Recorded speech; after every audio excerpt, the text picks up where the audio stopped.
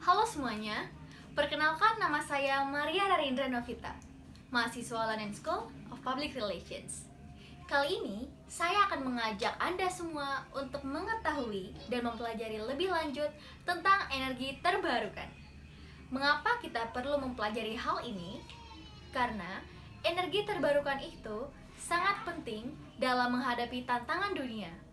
Energi terbarukan adalah energi alam yang dapat digunakan secara bebas, dapat terus diperbarui, dan tidak dibatasi.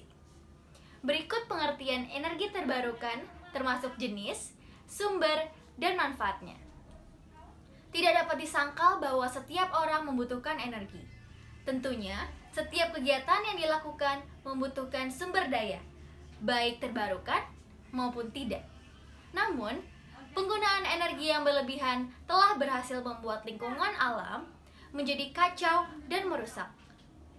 Akibat dari pembuangan sumber energi adalah pencemaran. Pencemaran yang berbahaya bagi kesehatan. Ilmuwan dari berbagai negara menyadari kurangnya energi tak terbarukan dan mulai mengembangkan energi terbarukan. Jenis energi terbarukan ini merupakan sumber energi alami yang dapat diregenerasi secara bebas dan dapat terus diperbarui tanpa batas waktu. Perkembangan teknologi yang semakin kompleks dapat dimanfaatkan untuk menciptakan energi terbarukan, sehingga menjadikan sebagai sumber energi alternatif. Ada beberapa sumber energi terbarukan, yaitu tenaga air, energi panas bumi, energi biomasa, energi matahari, energi angin, energi panas laut, gelombang, dan pasang surut. Yang pertama, tenaga surya. Jenis energi ini berasal dari proses menangkap energi radiasi matahari atau sinar matahari dan kemudian mengubahnya menjadi listrik, panas, atau air panas. Untuk memperoleh listrik, panas matahari akan diserap oleh panel surya atau solar panel, kemudian diubah menjadi listrik. Kedua, energi angin. Angin telah digunakan sebagai sumber energi sejak lama. Hubungan inilah yang menjadi sumber alat pengolah biji-bijian. Saat ini, listrik juga dapat dihasilkan oleh turbin.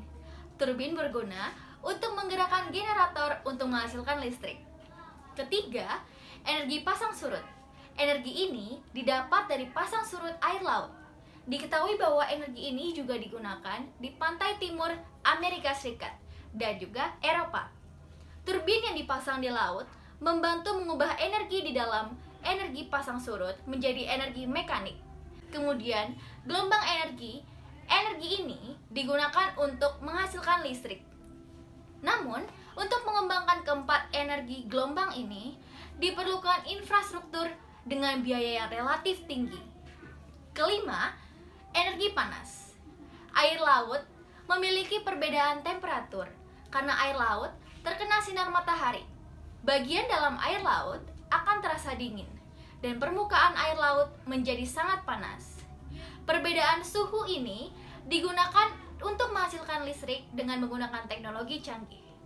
Perlu diperhatikan bahwa sumber energi saat ini berasal dari energi fosil dan energi terbarukan. Di Indonesia, masih banyak potensi daerah untuk mengembangkan energi terbarukan. Apa sebenarnya manfaat energi terbarukan? Penggunaan energi terbarukan dapat menyerap sumber daya dan investasi yang akan dipetik di masa depan. Berikut beberapa manfaat energi terbarukan yang perlu Anda pahami. Yang pertama adalah mengurangi dampak pemanasan global. Kedua, sebagai energi tak terbatas. Kemudian, juga meningkatkan kesehatan masyarakat. Kemudian menghemat sumber daya dan uang. Dan juga menciptakan peluang kerja, membantu energi transisi, dan membantu mencapai kedaulatan energi. Mungkin beberapa orang sudah mengetahui apa itu SDG atau Sustainable Development Goals. Di dalam SDG, energi masuk ke dalam poin nomor 7, yaitu Affordable and Clean Energy. Antara tahun 2000 dan 2018, jumlah orang yang memiliki listrik meningkat dari 78 menjadi 90% dan jumlah yang tidak memiliki listrik turun menjadi 789 juta. Namun seiring pertambahan penduduk, permintaan energi murah juga akan meningkat, dan ekonomi yang bergantung pada bahan bakar fosil menciptakan perubahan drastis pada iklim kita. Berinvestasi dalam tenaga surya, angin, dan panas meningkatkan produktivitas energi. Dan memastikan energi untuk semua adalah hal yang sangat penting jika kita ingin mencapai SDG nomor 7 pada tahun 2030.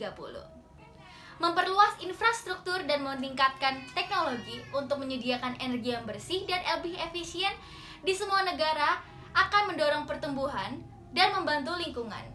Sekarang kita masuk ke bagaimana dampak dari inovasi di masa depan. Jadi, di masa depan itu, orang bisa melakukan trading energi. Mereka tidak lagi trading saham, tetapi trading energi dari rumah ke rumah. Misalnya seperti ini. Dalam satu klaster rumah yang sangat tinggi pemakaian listriknya di siang hari. Mungkin di siang hari itu dipakai untuk masak-memasak. Jadi, konsumsi listriknya sangat tinggi. Tetapi ada juga yang memakai listrik di siang hari, tetapi membutuhkan energi yang cukup kecil. Jadi, ada kelebihan energi di rumah tersebut. Nah, kelebihan tersebut bisa diberikan kepada rumah yang memerlukan energi yang lebih banyak. Kita bisa menyimpan energi dalam bentuk hidrogen, bahan kimia, dan juga baterai. Jadi ketika kita mempunyai kelebihan energi, bisa disimpan dalam bentuk-bentuk yang tadi.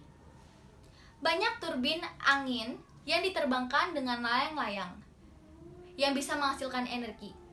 Ada persaingan antara mobil hidrogen dengan mobil listrik. Untuk yang sekarang berkembang adalah mobil listrik. Karena itu, untuk mobil hidrogen itu penyedianya hidrogen masih sangat sulit untuk dicapai. Tapi mobil listrik itu sudah lumayan banyak dikembangkan karena listrik mudah didapat.